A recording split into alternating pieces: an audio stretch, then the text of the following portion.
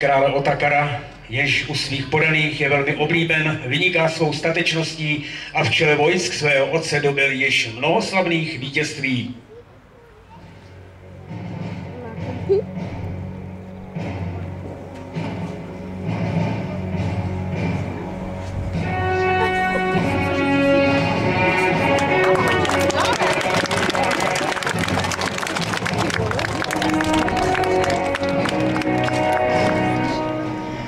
Třetím přihlášeným je potulný rytíř Malagant. Tento jezdec holduje rád hazardním hrám, pití a konkubínám a je o něm známo, že na turnaje jezdí s nekalými úmysly.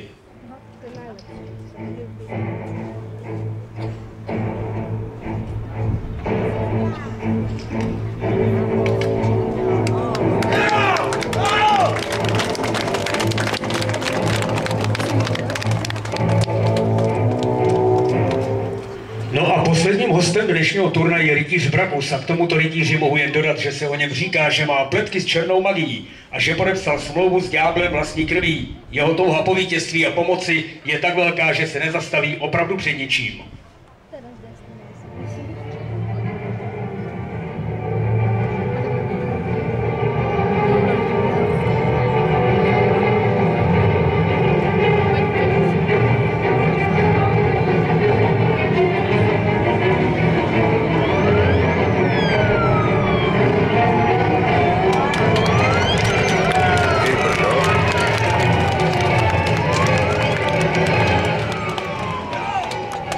Vážení přátelé, a nyní se vám naši rytíři představí v turnajové parádě.